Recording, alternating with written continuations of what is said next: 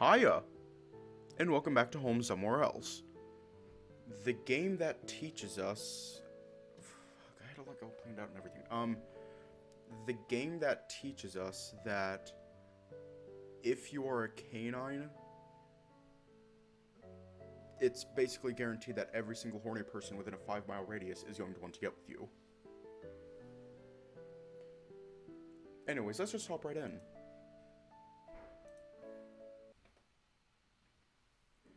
The street the cafe is located on has begun to bustle with life as lunchtime approaches.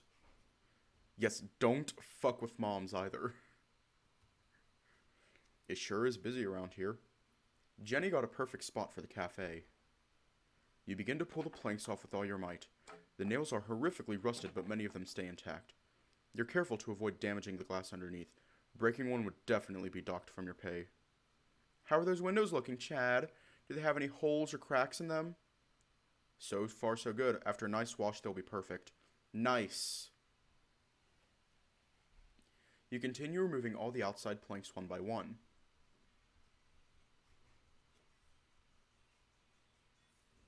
As the last of the outside planks get removed, you notice that the windows have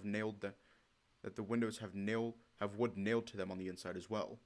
You pile the planks in a small amount before heading inside. You enter the store, being careful with your steps. The place has seen better days. Want me to pull these in here as well? Would you kindly? Got it. Okay. Well, don't worry about it. The VOD will be uploaded to YouTube and will still be on here for like a week after. It takes a few hours to remove all slabs of wood, but soon they're all done and dusted. The afternoon sunlight peers from the new liberated windows, bathing the place in a hopeful glow. In this new light, the old bar shows its true potential and you start to feel pretty excited about what may become of this place. Alright, I'm done. Anything else to do? Great, thanks! Tomorrow we'll paint this place, but before we can do that, I need you to move all the tables and chairs and organize them. The less space they occupy, the better. Plus, it'll make sweeping up the place easier for me. Will do. While you're doing that, I'm going to grab some goods and then lunch for us on the way back. Any requests? It'll be my treat for a job well done. Huh? Don't worry about me. Get whatever you want. Got it. Be right back. Jenny leaves the store, whistling on the way out. You're all alone in the bar, surrounded by broken wood, cobwebs, and tools. Hiya! How are people so trusting of strangers in this town? She's known me for less than a day, and she's already given me a job and left me to take care of the place. If she trusted anyone else like this, it wouldn't surprise me if she got robbed. Or if she hired anyone else, maybe they'd be doing a better job than... you. What? You're startled by a couple laughing as they walk past the store. You try to snap out of whatever negative thoughts you were having, trying to focus on the work again. Let's get going. You close the door before carefully collecting some of the tables and stairs stacked on the side of the room. You do your best to pile up the tables and chairs into what begins to look like a large tower. Let's just agree architecture isn't your specialty. You turn to see one last table staring you down from the opposite corner of the room. You slowly back away from your furniture masterpiece, checking to see that it won't tumble over. You're able to make it to the lone table and grab it. The sound of wood rattling and sliding catches your attention. Sure enough, a chair that was sitting atop the tower is about to annihilate the packages. Shit! The boxes! I won't make it! You sprint to the other side of the room in an attempt to save the fragile packages. You're not sure if Jenny would be pissed off or depressed by the disaster unfolding before you. You stretch out your arm in vain, praying for something, anything to happen. And strangely enough, something does happen.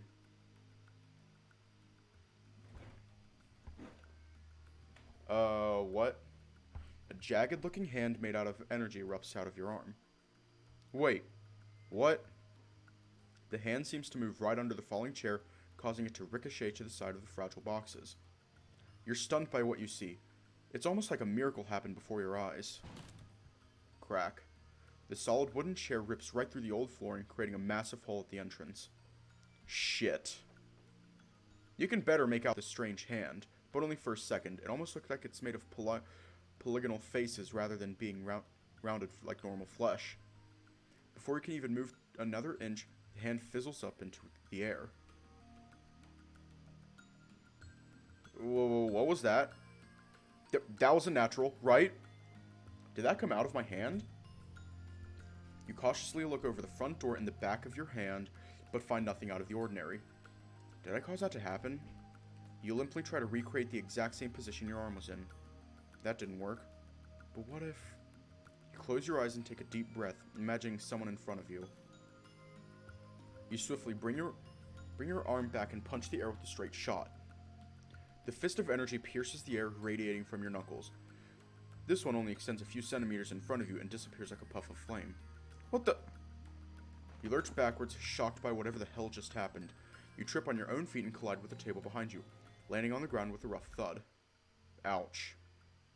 Should I see a doctor about this? You hear the doorknob turn and the door get pushed forward, but it can barely open up more than a crack. The chair from earlier has embedded itself into the now exposed ground in front of the door. Jenny peers through the now visible window, confused by the sight in front of her. Chad, is that you on the ground?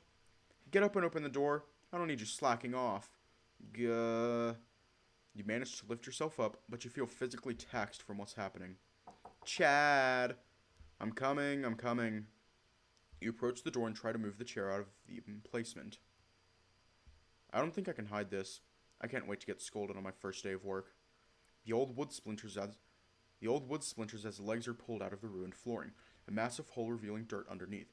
You can open the door now. Jenny pushes the door open slowly and looks down to see the shallow hole in the ground. Jeez, what happened here? Sorry, A pouty face grows on Jenny. She crosses her arms and looks at you. I leave you for 1 hour, Chad. 1 hour. And this is what you do to my place? You bow your head in shame, feeling dejected for ruining another job opportunity. Nah, just kidding. What? The rabbit pats your shoulder with her free hand before chuckling lightly. This floor is an absolute mess.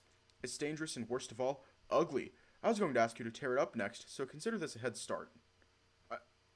I don't know what to even say. Did I scare you? Yeah. Sorry, that's just my kind of humor. Jenny goes past you and leaves her bags at the bar. You almost sounded like my boss. What was that? She shoots an evil glare at you, feigning ignorance seems to be the best choice. Nothing. Anyways, I brought us something to eat. How about we take a break? With the show gravitas, Jenny sweeps all the trash and dust off the counter and onto the floor with her hand. Jenny sits onto one of the bar stools behind the counter. She looks at you and then at the stool behind the counter as if inviting you to take a seat across her. Come on, don't be shy. Have a seat. Sure, thanks. So, I got you a sandwich, but I wasn't sure what you'd like, so I just put everything on it. I figured you're a big guy, so you could use the extra meat and veggies. Thank you. I haven't had a sandwich from this place in forever. Really? Why's that, Chad? Last time I ate one of these was about 10 years ago. I'm not sure why I wouldn't have gone again. Are you saying that because you just didn't go? I never really got the chance to go there again. Jenny gives you a concerned look as she bites into her sandwich. She stays silent for a second before changing the subject. So, have you ever worked in a restaurant before? Nope. I don't really know what it would entail either. That might be a problem. But I'm a fast learner. I promise I'll do my best. Yeah, you better be. My neck is on the line here. Why do I keep hitting V? I'll teach you everything I know. I can't be picky about it because you're helping me and I'm not paying you enough. You haven't even paid me anything yet. I know, right? Anyways, hold on. Is there anything else you can do? Like, you're a man, right? You can do manly things and stuff. I don't want to sound stereotypical or sexist, but do you know any carpentry or woodworking? This place needs some thorough work that I can't really do myself. Yeah, I know a thing or two. My father... when I was younger, I was in the Scouts program, so we learned a lot about carpentry. Well, that's good enough for me. Before we talk about anything else, I want to thank you, Chad. Meeting you was the luckiest thing that happened to me today, and I can't wait to work with you some more. Hiya! Same here, Jenny. Also, if my humor ever makes you uncomfortable, please let me know. My tastes can be a bit off kilter. Sorry in advance. Yeah, will do. No worries. Cool. By the way, it's getting late and didn't you have to pick up a kid from school? Yeah, it's around that time. I need to go grab Thony. Of course, but before you go, let's exchange phone numbers. Sure, let me just find it. You grab the smartphone from your pocket and unlock it, and finding its phone number on your contact list. She inputs your number under the contact name Sexy Muscle Dobby Boy XXL. You roll your eyes before chuckling. Also, here's today's payment. Go get yourself something nice. She hands you a few bills and winks at you. Whoa, $30? You're at a loss for words, considering you had to lug around some massive boxes, take down a bunch of barred windows, stack some heavy tables and chairs, all while working in a building that's basically a death trap. You're being paid like a king, baby. Tomorrow, I need you here at 10 a.m. and try not to be late.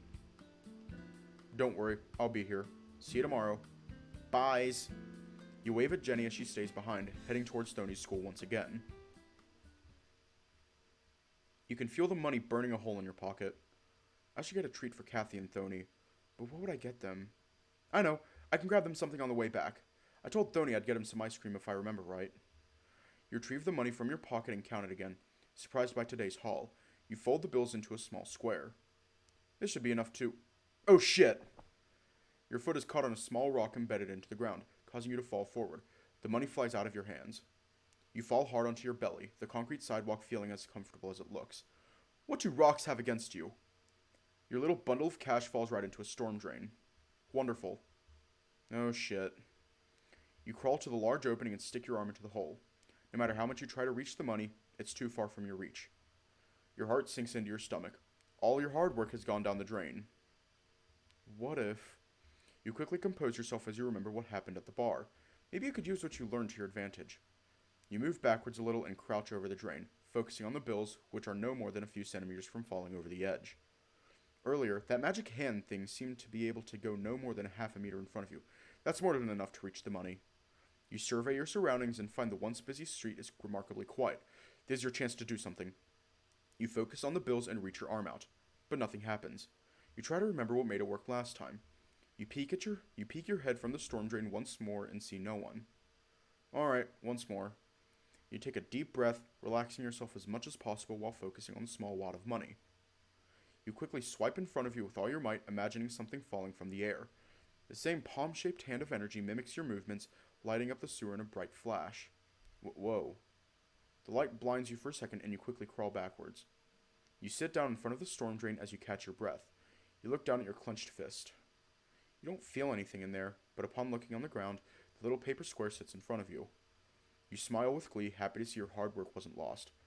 I can't believe that worked! But how? When did I start being able to do this? You see a bunch of younger kids turn the corner, laughing and running down the sidewalk. Shit, Thony must be done with school by now. You quickly get off the ground and start jogging to Thony's school. It doesn't take you more than a few minutes to arrive at the school's gates. Greetings, Mr. Lorenzo. I'm here to pick up Thony. Hello there, Mr... The courteous old lion from earlier greets you with a confused gaze, adjusting his glasses as he looks you over. It's Chad, sir. We met this morning. Oh, right. You're here to pick up Mr. Reese. Reese, yes? Yes, Mr. Reese. Alright, let me try to find him. Yo, Mr. Chad. Oh, here, I found him. The older lion and you chuckle lightly, seemingly amused by the kitten's perfect timing. He surely did. What's up, Mr. Chad? Oh, it's nothing. Thank you very much, Mr. Lorenzo. See you tomorrow, Mr. Lorenzo. Likewise, have a wonderful evening, both of you, and say hello to your mother for me. Let's go meet with Mom. She's probably selling Cat Faye at the park. Oh, alright.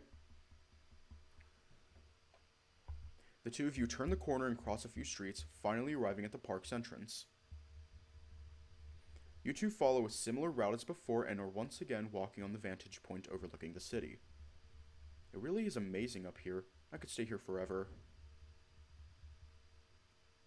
I really like it here in Marimabo. It may not be as new as the other towns my friends go to, but there's so much to do here. Yeah. Look over there. We should go to the Ferris wheel one of these days. That would be pretty nice. It's been so long since I've been on it. I'm surprised it's still running after all these years. Oh, hey, there's my mom. Mom! A small roar rings across the park, gaining Kathy's attention from far down the hill. Kathy looks in your direction, then waves with her hand. She seems to be talking to a customer, but it's impossible to tell who it could be from this far away.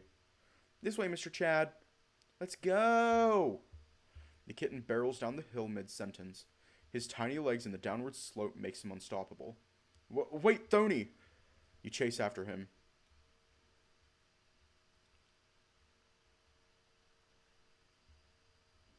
Fuck.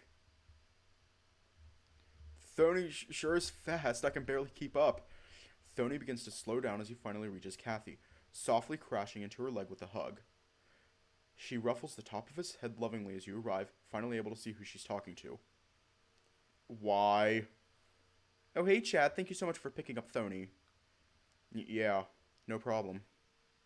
So, Chad, this here's Frederick. He came here to apologize about yesterday. Hi. Hello.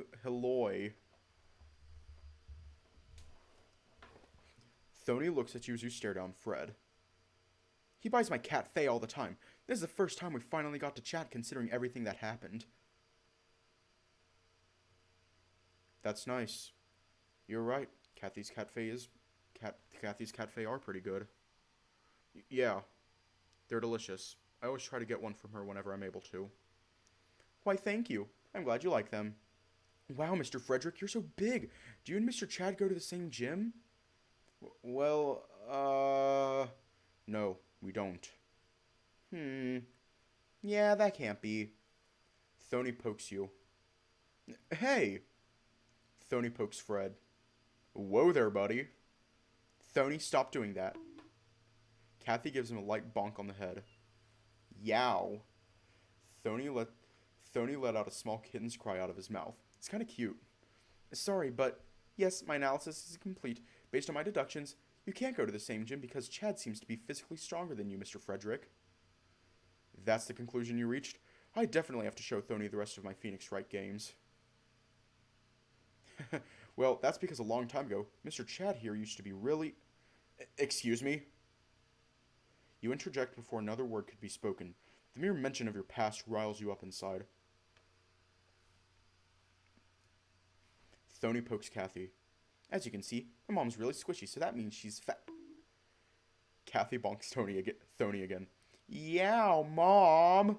Come on, what were you saying? She's what? She's... The small kitten stutters, fearing the wrath of Kathy. Far stronger than you guys. Thony smiles nervously, gritting his teeth in hidden fear. Of course I am. The cat smirks at the kitten, who breathes a sigh of relief. I don't think Thony had much of a choice on what to say. Anyways, thank you, Frederick. I'll text you tonight so we can get ready for tomorrow. It sounds good to me, ma'am. Alright, team, we should get going.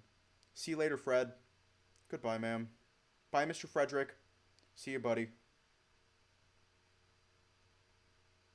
See you later, Chad. Bye. Yeah. Fred begins to walk away disheartened as his shoulders slump. Alright, everyone, let's go home. So, Chad, how did today go? Yeah, Mr. Chad, how's your day? Oh, So after I dropped Thony at school... You go on to explain today's events while walking, mentioning everything but your weird magic hand. The three of you make it past the park and into Thony's neighborhood, arriving in front of the familiar brown door. Kathy walks inside, followed by the kitten. You close the door behind you as you enter. With the three of you inside, you all congregate in the living room and begin to unwind. So, your shift starts at 10 a.m.? Yeah, so I'll still be able to drop Thony at school. Really? Thony jumps with joy, ecstatic at the news. Are you sure? I can take him to school. I don't want to burden you too much. Yeah, why not? My job is just 2 streets away from Thony's school. Alright. Thank you for the help, Chad. Yeah, thank you, Mr. Chad. And before you say anything, Mom, I'll go take a bath. See ya. Thony gives Kathy a quick hug before running off to the hallway. Well, that's a first. I usually have to beg him to take a bath. Are you influencing my son, Chad? Huh? Don't worry. I'm just kidding. How about you go relax for a bit while I get dinner ready? Can I help you with dinner instead? Sure, if you want to. That way I can prepare for tomorrow. Kathy signals for you to come close. You move your ear close to her mouth. Psst, keep this between us, Chad. Tomorrow's Stoney's birthday, and I'm planning a surprise for him. Oh, really? Okay, won't say a word. Thank you, sweetheart. Sweetheart? That's nice. So, do you have any experience in making coffee? I don't know how to make instant coffee. Does that count? Kinda, but it's best to know as much as you can if you're going to be working at a cafe. I think Jenny might also teach me as well, but I'm actually not sure how it's going to work out over there. Am I going to be a waiter, or will I also have to make coffee? Actually, what are we even going to sell? Well, no matter what you have to do, the more you know, the better. While we're working on dinner, I can teach you the basics. You do that? Of course. I think you'd be good at it. Plus, it's a token of appreciation for taking care of Thony today. I should be the one who's appreciative. So where do we begin? Alright, so first things first. You first help Kathy bring out the ingredients for tonight's dinner. A nice hearty beef stew with veggies. You help prepare the vegetables on the cutting board while she sautés some garlic and onions in a pot. Carefully, you cube the piece of steak as Kathy begins to assemble her seasonings. A savory smell fills the room as she begins to stir-fry the meat, the hot oil cracking loudly. After stirring in some broth and the rest of the ingredients, Kathy lets the mixture simmer in a pot. You can't help but drool at the wonderful concoction.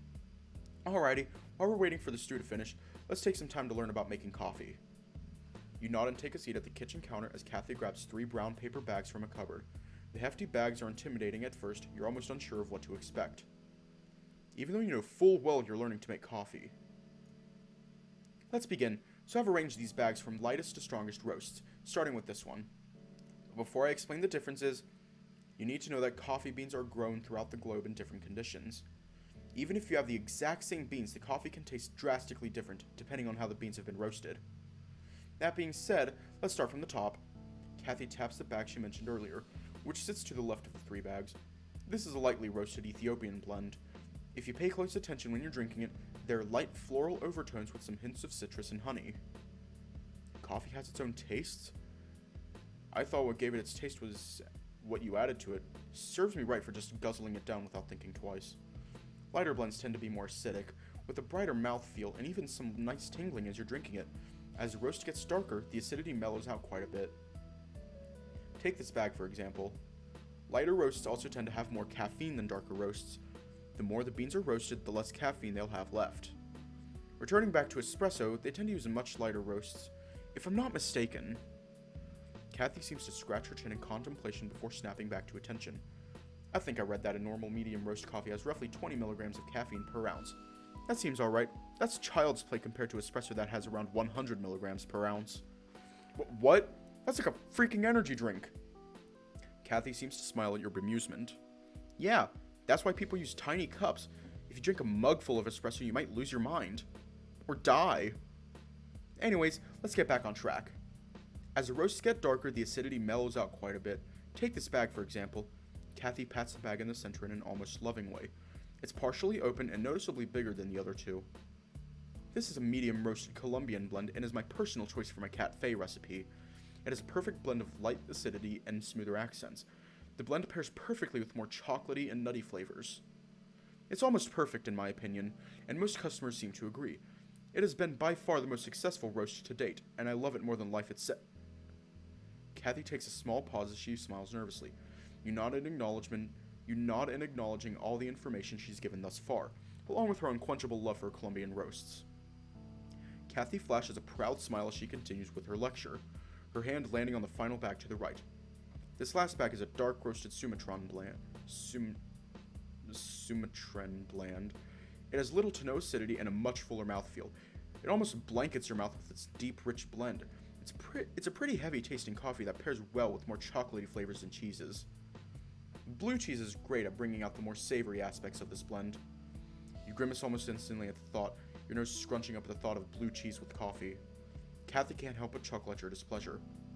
Everyone thinks the same thing, but don't knock it till you try it. Give me a minute while I prepare you a cup. This will show This will show the preparation process in more detail than just trying to explain it. She turns away from the kitchen island and walks towards the same cupboard as earlier. She opens the door and grabs a weird-looking tool and a glass flask that almost looks like an oversized potion bottle. She walks over and places the two contraptions on the countertop. The glass flask has a wide opening at the top with a thin fabric cone surrounding the rim. The other tool seems to be a grinder of some sort, but not like anything you've seen before. So, this is a hand-operated coffee grinder. It is vital to consistently get the right grind for your coffee. I tend to do a pour-over method, which is what this flask is here for, but first I need to get a much coarser grind than usual. This will allow for the hot water to pass through and coat the coffee more evenly. Having placed the items on the counter, Kathy heads on over to the stove and grabs a tea kettle. She lifts up the lid and pours water into it at the sink. After a few seconds, the metal kettle seems to be partially filled. She gently places it onto a stove and turns the knob to her left. It only takes a few clicks until a blue flame encircles the bottom of the tea kettle. She merrily walks back to and picks up her favorite bag of Colombian coffee. She gives it a small kiss as she opens up the bag, grabbing a nearby measuring spoon and carefully getting the perfect amount of beans for the grinder. You watch as she prepares the coffee with the nearest clinical precision. Every scoop into the grinder is perfectly level, every turn of the handle is calculated and measured, and every scent that fills your nose is exquisite. She takes out a spoonful of the ground-up coffee and carefully brings it up to your face. See what I mean by a coarser grind? It's not as refined as the one you'd use in an espresso machine, but for that we need a much finer blend so the hot water can be pressed through at high pressures. That's how you get such a strong shot of espresso. It's a large amount of fine coffee in such a small cup. You nod while taking mental notes. You had no idea so much thought and care was taken just to make a cup of coffee. As she lovingly scoops the right amount of ground-up coffee into the filter, she turns around and grabs the kettle right as it's about to start hissing. Was she keeping track of it this whole time? She turns off the stoves and brings forth the kettle with a joyful hum. Water temperature is super important. If the water isn't hot enough, a lot of the flavors will remain in the beans. However, if the water is too hot or you let it sit in the beans for too long, you might burn the coffee. Just make sure not to burn yourself either. Kathy takes a quick breath and starts slowly pouring the piping hot water in a methodical fashion. She circles the pouring water around the filter and onto the grounds, making sure not to pour too much at once. You're surprised by how much care she's taking into pouring. It's almost like she's painting a work of art. Can't you just pour it all in at once? It's vital that you take it nice and easy, pouring in a circular motion. The most dangerous part of making coffee is getting burned. If you put too much water at once, it might overflow and spill all over you. Your safety and the safety of others will always be more important than a simple cup of coffee. As for the circular motions, it's important because it evenly soaks the grind. This will give you a more even and consistent flavor profile. You nod slowly, almost hypnotized by the wafting aromas and the smooth motion of the tea kettle. Soon enough, Kathy has finished the delicate pouring process. Dark, rich coffee continues to drip into the bottom of the flask as she returns the kettle back onto the stovetop. Kathy smiles as she turns to you. You never want to rush good coffee. The two of you eagerly watch the flask, waiting for the last little drips to join the pool of dark goodness. Kathy grabs the fabric filter and squeezes any last drops out of it, giving the small package a couple pats before placing it on a plate. I usually never throw out coffee ground. They're amazing for gardens since they're packed full of nutrients. Plants love them and they're great to add in soil, you know. You tilt your head, surprised by the prospect. Usually you just toss them in the trash. Maybe you should try saving them for Kathy's sake. And now, the grand final. Kathy grabs some small containers from the pantry along with a set of mugs. She grabs a steaming flask and pours some coffee into the mugs, managing to empty out the flask as the second mug is perfectly filled. This is where the real magic happens. A dash of hazelnut cream, a spoon of brown sugar, a drizzle of honey, and some mint. Voila! 1 cup of cafe ready and waiting. I hope my demonstration helped you out some, Chad. It seems daunting at first, but I know you can make a great cup if you give it a try. The cat stirs the coffee with a spoon before handing you one of the mugs. You blow on it a little and take a sip. Absolutely perfect. I already know you like it, sweetie, and the good news is that the food is finished. Thony, dinner's ready. God, this is so nice. I definitely learned more than a thing or two. Thanks, Kathy. I'm sure it'll be helpful. No problem, sweetie. Maybe one of these days you could keep me company while I'm selling coffee. If you have time, that is. Yes, that'll be fun. Awesome. A few silent moments pass by, both of you growing hungrier by the second. Thony! That's weird. Chad, can you go and check Thony? Sure. You step out of the kitchen and into the dimly lit hallway. Near the end of the hall, you find a door with bright animal stickers and words, Thony's Fort. Cute. You knock on the door rhythmically, but are met by silence. Thony, dinner's ready. Anthony? You press open the door, your heart pounding. Is he okay? The room is pitch black, no lights, and no sound. The dim light from the hallway pierces the room, illuminating the room ever so slightly. You see Thony laying in his bed facing up to the ceiling with headphones in his ears. You flip the room's light switch, startling the poor kitten. Hey, what's up, Mr. Chad? Dinner's ready, boy. Let's go get something to eat. Oh, alright, let's go. Well, Mr. Chad, The kitten stammers around, unsure of what to say for some reason. What's up, little buddy? Before it's too late, I wanted to tell you about my Once more, Thony seems to start and stop his sentence before going silent. What do you want to tell me? Is everything okay? I wanted to tell you about my day at school. Thony smiles nervously. He's acting like he's in between a rock and a hard place, and you don't have a clue as to why. Okay. How was your day at school? It was okay. Before he could continue, Thony bounces up off his bed, throwing the headset onto his pillow. He rushes past you out the door, closing it behind you. What was that all about? You make your way out of the room, paranoia beginning to gnaw at the back of your mind. A wonderfully warm scent hits your nose as you walk into the living room. Alright, take a seat, boys. Today's dish of the night is beef stew. You sit next to Thony, who seems voraciously hungry, digging into his food the second he gets it. The warm steam from the bowl fills your nostrils, making your heart swell with joy. Sweet, I haven't had stew in forever. Really? Well, stew is my favorite dish this time of year, so get ready to have your fill. I can't wait. You smile warmly as you're about to take a spoonful. That being said, when was the last time you had stew? You pause with the spoon inches from your mouth, putting it down as you travel deep in thought.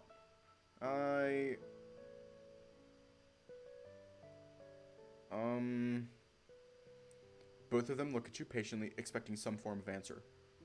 I don't really want to go there. I haven't known them long enough. That doesn't really matter. The stew is delicious. But you haven't even tried it. Busted. I mean, that's what I can tell from the delicious smell. Kathy stares you down with a mild smirk. She's only slightly amused. When it comes to stew, homemade is the only way to go. You can taste the love when someone who cares about you makes it. What does love taste like? I imagine it's kind of salty. Oh yeah? I agree, to be honest. Everything you've made me so far has made me feel happy and warm. Love is a secret ingredient that can never be replicated. My grandma used to make the best stew, and she would always make it when I had a bad day. Sometimes I would come home with tears in my eyes, and there my grandma would be with 2 bowls in her hands. Before she died, she gave me her recipe, but no matter how many times I try to make it like she did, it just doesn't taste the same. Stew really is one of those foods that lets you really know the person who made it. It's almost like a piece of their soul in every bowl. Did you have someone special who made it for you? Yeah, I used to go to my friend's house when I was little. And his mom always used to be really sweet and caring with me. Almost like a second mom. So she always used to serve us stew for dinner. And I always remember all of us laughing when we ate it. There was never a sad moment when we were all eating together. Good old times. I haven't thought about her in a while. Just remembering those days is kind of overwhelming. Oh, I see. She sounds like a good woman. She really was. Was? Well, I don't know. She was sick at the time. Your voice cracks a little, and I haven't seen her since I've been away. Where were you? Why do I keep thinking about the past? A part of you wants to open the floodgates and talk about everything that happened 3 months ago, but you just can't bring yourself to speak of it. I don't think I'm ready for anyone to know. Not yet. Away from her. That's what I meant. It's because Chad, honey, I didn't mean to put you on the spot. I'm sorry. We know talking about these kinds of things is hard, so please don't feel obligated to tell us anything you don't want. Really? Yeah, we understand. Don't worry, Mr. Chad. Thanks. That being said, Go ahead and eat your stew. It tastes so much better when it's piping hot. Eat now, talk later. Kathy shines a warm smile as she motions towards your bowl. You feel a little embarrassed, but you finally take a spoonful of the stew. The three of you munch on the delicious dish, grumbling in approval as your plates grow empty. This was amazing. Thank you, Kathy. Thanks, Mom. Don't just thank me. Thank you, Chad. I might have you help me with dinner from now on. Thank you, Mr. Chad. Let's go play some, Mr. Chad. I'll get the controllers ready. The small kitten pulls you from your seat. You happily make your way to the corridor. Hold your horses, mister. Eek. It's too late to play video games. It's time for bed. Chad also has work tomorrow, so he has to get some rest, and so do you. But I wanted to play too. Did I make myself clear? Alright. The last thing I want is for Kathy to be mad at me. Good. Now, I'll clean up while you both go to your rooms and get ready to sleep. Thony looks a little disappointed. We can play tomorrow, Thony. Don't worry, buddy. Alright. Well, kid, have a good night. It's don't. Never mind. Good night, Mr. Chad. Thony goes to his room and closes the door. Damn. That really knocked the wind out of his sails. I'll go to that place tomorrow. Hopefully I can find my old Nintendo DS. I know it's undercutting Kathy's authority, but I think it'd be nice to let him play with it at night. He can easily hide under his pillow if he gets caught. Just like I used to do. Alrighty. Good night, Kathy. Thanks for the food and sleep well. No worries, Chad. Please get some rest and sleep tight. If you need anything, just knock on my door. Alright, thanks. You make your way down the hallway to your bedroom, closing the door behind you and rushing to the bathroom. I can't hold it anymore. You unzip and throw your jeans to the floor.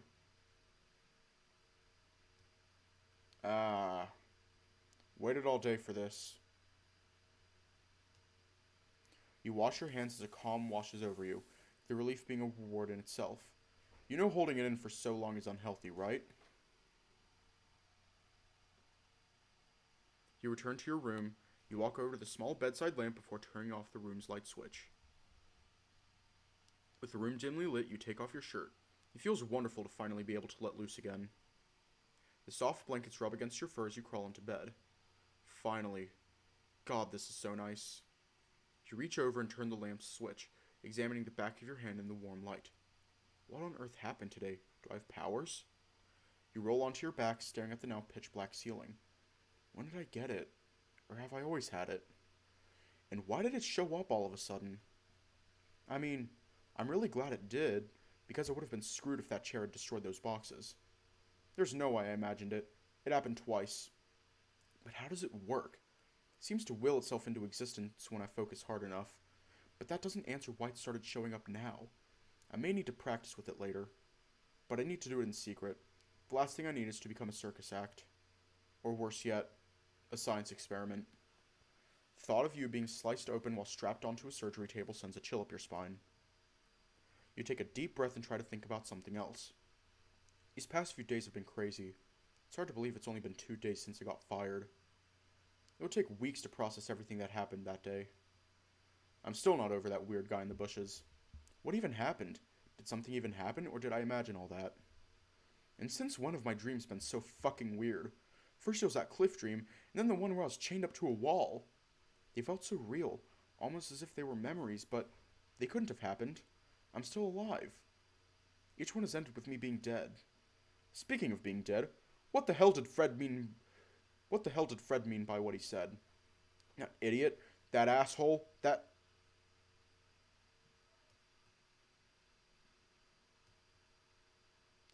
What happened to us? Why did things end up like this? As your eyes begin to grow heavy, you are met by the sun's warm glow, the rustling of wind-swept grass, his golden fur pressed up against yours. The smile you've seen 1,000 times.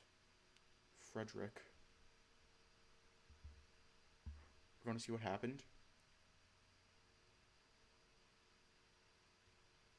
You begin to open your eyes.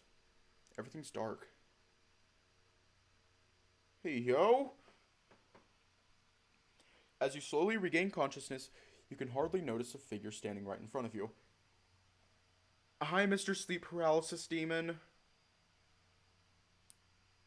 Have you come to stand creepily in the corner?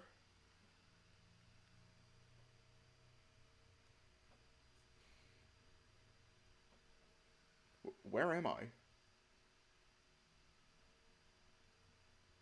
Who are you? All the strength you had to say those few words were enough to drain all the energy that was left on your body. You feel yourself fading away from reality as you begin to close your eyes once more. That was creepy. Is that Kathy's husband, Thony's dad? Gah. The sound of a hard tapping against the wooden door awakens you from your deep slumber. Mr. Chad, breakfast is ready. Alrighty, Thony, I'll be there in a minute. God, why is this bed so comfy? You would give anything to stay wrapped up in its soft blankets. But alas, there is work to be done and food to be eaten. Time to get up. Don't want to miss Kathy's cooking. I wonder what amazing dish she's making this morning. You push past the confines of your blanket and sit up on the bed.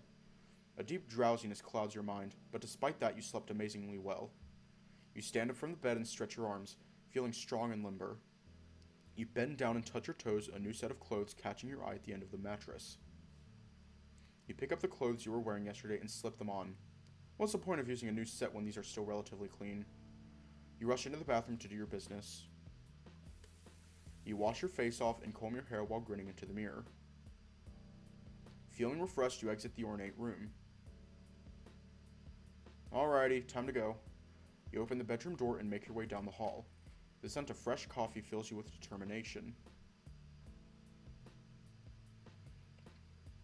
You arrive at the kitchen and are greeted by Thony, smiling at the dining room table.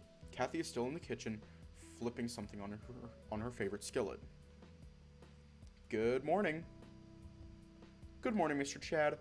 I was waiting for you to start eating. But your plate is already empty. I said I was waiting for you.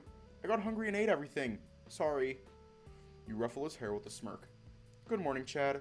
Go ahead and take a seat. That's what it was. Your food will be ready in a minute. You sit yourself next to the small kitten who enthusiastically welcomes your arrival. You're using the same clothes as yesterday, Mr. Chad?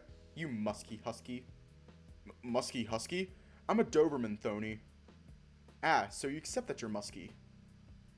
Yeah, I cleaned your clothes and left them in your room. You can just use those if you'd like. Well, I figured I only use these for a day. I don't want to dirty a new set. Don't worry about that kind of stuff, Chad. You can wear as much as you want. I have a ton of clothes that will fit you. You really don't have too many clothes since your stuff got stolen, so please use what we have as much as you need to. Thank you, Kathy. I'll return them, I promise. Alright, Mom, I already finished. I'll get ready to go to school. Oh, okay. Take your time, sweetheart. It's still pretty early, though. Alright, swoosh.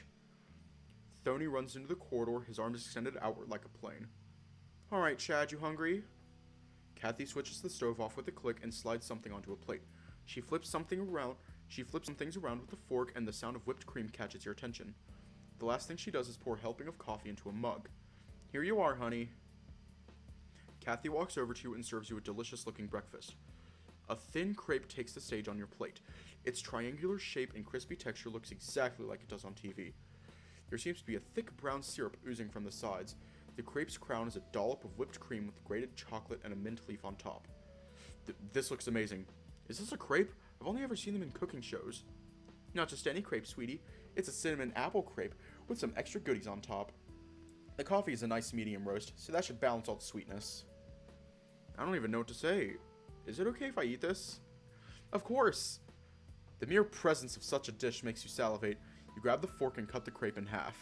The pancake is so thin and soft it's like you're slicing through butter. You manage to get a perfect cross-section, being greeted by the caramelized apples, shredded almonds, and oozing syrup with powdered cinnamon mixed in. The sight nearly brings a tear to your eye. You sink your fork into an apple wrapped in crepe. The crepe is perfectly sweet. The apples and almonds add a wonderful crunch to the soft pastry, and the cinnamon brings out the warmth of the dish. Don't forget to try it with your coffee. You pick up the warm mug and swallow a hearty gulp. washing down the food. The coffee's bitter, chocolatey tang accentuates the crepe's sweet cinnamon profile, coupled with the cool taste of the mint, the airy whipped cream, and the apple's light crunchiness. The two dishes complement each other perfectly in a harmonious symphony of tastes and textures. Is this what art tastes like? Oh my goodness, Kathy. This is amazing. You're an outstanding cook. Don't talk with your mouth full, Chad.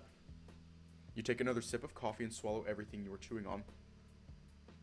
Sorry. So, what do you think? It's absolutely marvelous. Everything fits together perfectly. I'm glad you like it. I know there isn't as much variety as the other day, but I'll make sure to have more treats tonight. Don't worry about that. This alone is more than enough. Thank you so much, Kathy. You've given me so much already. Free food, free housing, and your kindness. I don't know if I'll ever be able to repay you. Well, the food and room isn't entirely free, but a good man such as yourself deserves love and respect. As for paying me back, I really need some help expanding my garden. I normally don't like asking for help, but I really can't do it on my own. Consider it done. I'm more than willing to do it. Whoa, hold your horses. I'll explain the details later, but we're going to need extra help. Even the two of us won't be enough to get it done. Extra help? Kathy nods at you while scratching the back of her head, intimidated by the task. How big is this garden going to be? Also, Chad, the mother cat motions you to come close just like yesterday, whispering in your ear. Remember that today's Stoney's birthday. Don't tell him anything yet. I'm preparing a surprise birthday party for later. I already sent invites for his classmates and friends. Alright, gotcha. Not a word. Am I invited too? Kathy stares into your eyes with a confused look before bonking your snoot with a spoon. Ow! Of course you are, silly. She shakes her head jokingly as she relaxes away from your ear. So, what do you have planned for today? After I dropped Thorny off at school, Jenny said today was going to be dedicated to painting up the cafe. She seems adamant that we get it all done today. The whole place today? And all by yourself? I guess so. I hope Jenny helps out. Will we be able to at least rest some here and there? I'm sure I will. Also, I got to have a lunch break yesterday. She brought me some free food, which is pretty nice of her to do. I'm glad to hear that. Sorry, I didn't pack you a lunch, but I can whip up something. No. Don't worry about that. You already made me an amazing breakfast. I don't want to burden you even more. Making sure you're well fed is far from a burden to me. You can't help but feel a little embarrassed as she flashes a warm smile. Well, thank you so much, Kathy. I'll let you know if I need food later on. Alrighty, and you're very welcome. That being said, cover your ears, please. Huh? Thony! Kathy screams in the direction of Thony's room. You're glad you listened, because she didn't even give you a second to react. Whoa, is it getting to be that time already? You can hear footsteps coming from the corridor. Hey Mom, I'm ready to go. Did you brush my teeth? Of course I did. Good. Is something the matter? Something wrong, Mom? No, sweetie. It's just that I usually have to tell you 2 or 3 times for you to listen. Mom! What? Thony gets close to Kathy and whispers into her ear. Not in front of Mr. Chad. Thony doesn't really know how to whisper, does he? It's pretty easy to make out what he's saying. Does Thony not normally act this well behaved? She seems pretty confused why I'm doing what he's supposed to. Thony steps back from Kathy with a smile. And done. Are you ready to go, Mr. Chad? Sure. Thank you so much, Kathy, for the breakfast. It was delicious. Of course it's delicious. I made it. Kathy winks at you with a chuckle, reminding you of last night's stew conversation. Absolutely. Go ahead and leave your plate on the table. I'll clean it up. Thanks. Let me go drop off Thony before it gets too late. Yay! Thank you, Chad. I'll go pick him up later so you don't have to worry or rush from work today. If you need me to grab him, the school is near the cafe. Alrighty, I'll let you know. The cat slides the chair back before heading into the kitchen. She retrieves a paper bag with hearts and smiling cats drawn onto it from the kitchen counter. Here's your lunch, Anthony. The small kitten happily accepts the bag and stores it into his backpack. Thanks, Mom. Alright, Mr. Chad, let's go. Thony starts walking to the door. Excuse me? Aren't you forgetting something, young man? The kitten turns back around, seemingly embarrassed. Kathy touches her cheeks with her finger. Thony then walks to her and... chew. Aw, they're so cute. Alright, love you, sweetie. Have a good day, okay? Love you too, Mom. See ya. With Thony waiting patiently at the front door, you finally get up from your seat. Alright, we should be on our way. Hold up, come here. Kathy opens her arms, welcoming you for a hug. Sorry, Mr. Chad, no turning back now. You hesitate for a second or two, but you know it'd be terribly cold to refuse her hug. Not going to lie, you feel kind of awkward. It's only been a few days, so you weren't expecting one. In the past, you used to hug people all the time. The two of you walk towards each other, but she's the one who initiates the hugging ritual. She confidently wraps both of her arms around you. You're a bit taller than she is, so her face is pressed into your chest. You wrap your arms behind her neck. It's really nice. When was the last time someone gave you a hug? I'm so grateful to have you here with us, Chad. I'm the one that should be grateful. You guys saved me. Thank you. Kathy squeezes tighter for a second before letting go entirely. You do the same. Alright, honey. Have a good day. Thanks. You too, Kathy. See you later. Bye, Mom. Bye. Be safe, you two. The two of you wave one last time before exiting the house, closing the door behind you. Alright, Mr. Chad. Same route as yesterday. Okay, cool. Let's get going. Thony leads the way to the school. You both walk through the suburbs, down the hill, and past the waterfront until you finally see a familiar stone archway. We're right near the park. And just in time to get some souvenirs. So wholesome. Thony points to the small pop-up shop near the bus stop. It sits right outside the park's southern entrance. The small kitten trots to the man next to it. He seems pretty happy as he approaches. You figure he knows what he's doing. Good morning, mister. Greetings, my lord. How may my wares assist you on your mighty quest? What? An ornately dressed man wearing a leather vest, feathered hat, and poofy pants greets your liege. May I have a draught of healing and an elixir of magicka? Oh, I get it now. They're nerds. Why, of course, anything for a mighty warrior. Mage. The man is stopped dead in his tracks, stammering for a second as Thony stares him down. Did he just assume his class? My apologies, wise one. I shall bringeth thy potions forth. Sir Chad, doth thou desire sustenance? Fancy a dragon's fang, or perhaps a fairy's wing? Fetch me a dragon's fang, good sir. What on earth is a dragon's fang? The kitten lightly elbows your arm, his eyes sparkling with joy. I knew you'd be cool enough to play along. I see I was mistaken. You surely must be the noble warrior. Here's thine dragon's fang, and my finest brews for the brilliant mage. You accept the stick of crystal candy, and Thony receives 2 plastic bottles of juice. As thou must know, my wonderful wares are free to wanderers such as yourselves. Feast well and fight for the heart of Marimabo. Thank you, kind sir. Thank you, I thank thee, man of many wares. Until the summer comes, then, you'll find me here. May our paths cross once more. Before the two of you leave the man in his wooden trolley, you notice a small tip jar. You decide to throw in a few dollars. He bows gracefully before waving his hat at you. The two of you enter the park smiling, pleasantly content by the experience. Thank you for that, Mr. Chad. It's nice to have someone who can play along with me. Mom always looks confused by that guy. Sometimes I'm nervous to grab something. I'm sorry to hear that. Well, I used to play a ton of role-playing games back in the day. Have you ever tried tabletop RPGs such as Maw of Cthulhu or Waypoints and Wyverns? I've never heard of those. How do they work? Oh my god, Thony. We have to play someday. It's basically what you just did with that man running the shop, but way more immersive.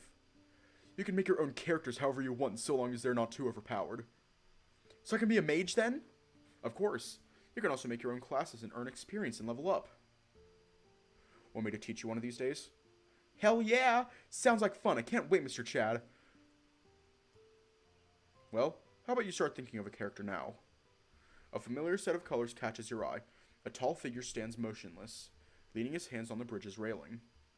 Psst, Mr. Chad, isn't that the weird guy from yesterday? Sure enough, it's the same robes and everything. Stick close to me and don't look in his direction. If something happens, you run to the school. What about you? I'll be alright. The two of you continue to walk briskly. People seem to walk past him with little concern. Some of them are even ignoring him completely. Maybe you both have the wrong idea? The two of you step onto the wooden bridge and make your way across.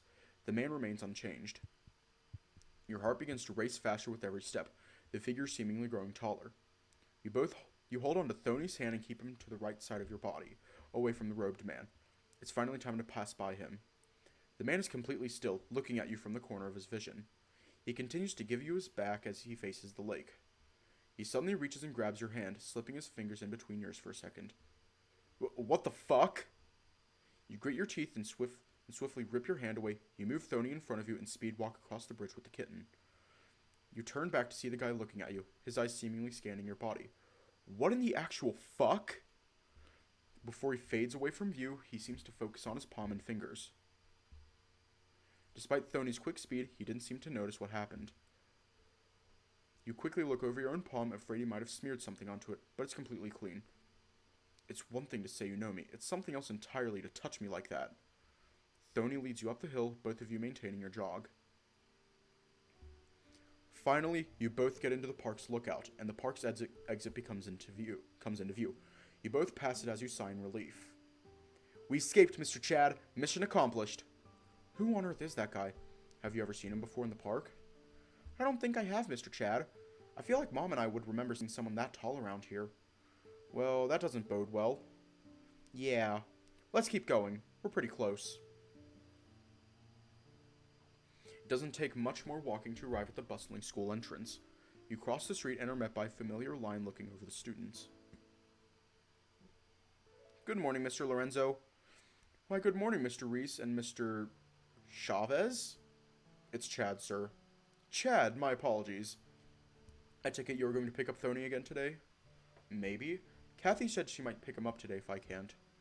Good to know, Sir Chad. Alright, have a good day, Mr. Chad. Have a safe journey, great wizard. Mage. He let out a giggle. Yes, see you later, Mage Thony. Bye. Thony waves to you before running into the school. The elderly lion sees you off as you start heading towards the cafe.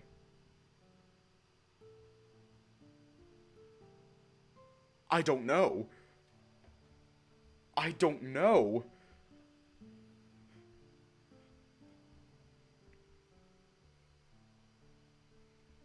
You look around as you stroll down the sidewalk, making sure not to be ambushed by rabbits wielding boxes. You finally arrive at the cafe, which seems to be desolate. You turn the handle, but it won't budge. You peer into the empty building and see no one inside. You look around the busy streets, seeing if maybe Jenny had stepped into one of the shops before work. Well, there's no harm in looking around. You begin to pace down the sidewalk, observing all the nearby shops and stores. The barber shop you saw yesterday is absolutely packed. The day just started and there's already people waiting outside. A lot of other businesses are beginning to stir to life, with employees unlocking the front doors and setting up outside chairs.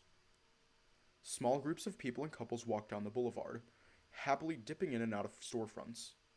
Jenny sure nailed it with the location. I'd be surprised if we don't get any customers. In between Jenny's cafe and neighboring businesses, there's a deep back alley. You peek into it and find trash bins here and there, with broken furniture sitting next to them. Before you can look around the street some more, you hear a voice call to you from the other end of the sidewalk. Yo, Chad, help me! You turn around to find Jenny carrying a pile of boxes and paint buckets, slowly getting closer to the cafe's entrance. You swiftly walk towards a struggling rabbit. Morning, Jenny. Let me get this for you. Sorry I kept you waiting. It's almost like there was something slowing me down. I didn't know you were getting all this. Why didn't you call me when you needed help? I did, like 10 times. Huh? Before you can retrieve the boxes from Jenny, you grab your phone from your back pocket, unlocking it to see a slew of missed calls. Oh god, Jenny, I'm so sorry. I'm really not used to having one of these smartphone doodads. How do I make the ringtone louder? Didn't even hear it when you were calling. You unlock the phone and try raising the volume with the two side buttons, but that doesn't seem to work. Huh? It says it only changed the volume for music. What about my ringtone? Check the settings. Oh, that makes sense. Is that the little gear thing, or would it be in the phone app?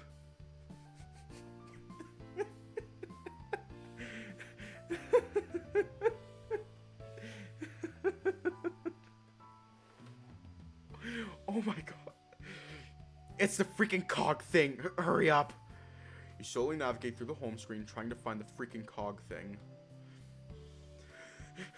No, no. He's not just a boomer. Like, okay. I'm gonna do a thing real quick. We're gonna have a little compare and contrast real quick.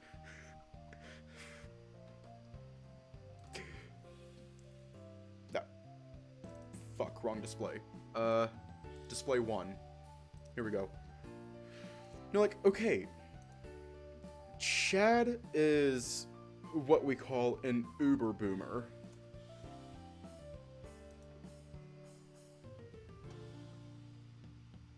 Like, or is it spelled with 2 O's?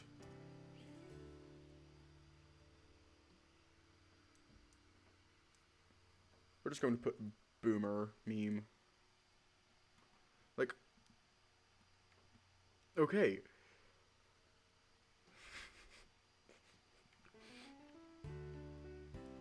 That's literally it. Just like,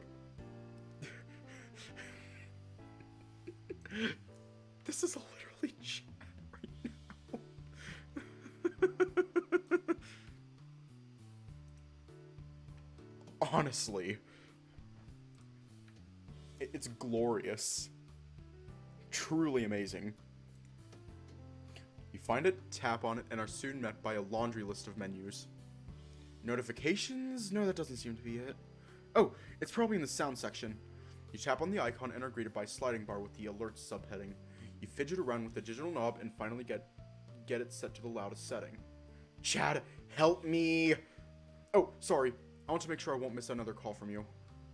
You shove your phone back in your pocket and grab the boxes from Jenny, who takes a deep breath as she's finally relieved of the burden. Somehow these are even heavier than the ones from yesterday. How were you able to carry these? Come on, they're not that heavy. Why were you asking for help then?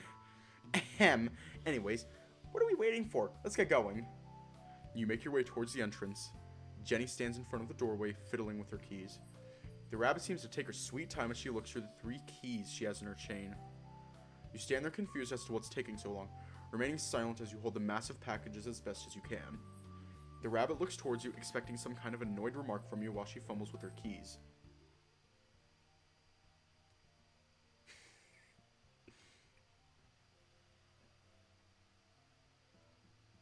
Well, you're no fun. The bunny unlocks the tattered wooden door and lets you in as she holds the door open for you.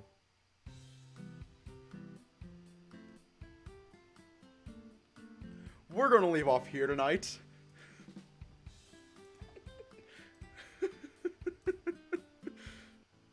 Jeez.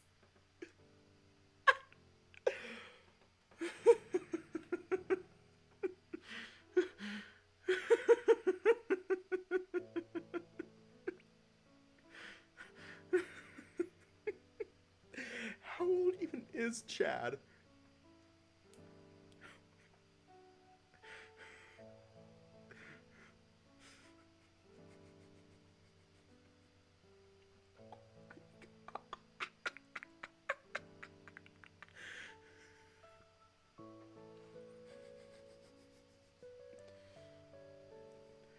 Not much can be said, so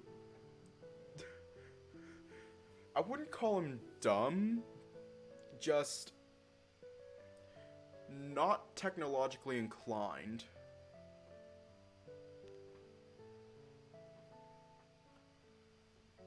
Like, he's the kind of person who's like, oh yeah, I'm gonna like lift all these boxes and be super cool while doing it, but also doesn't understand technology.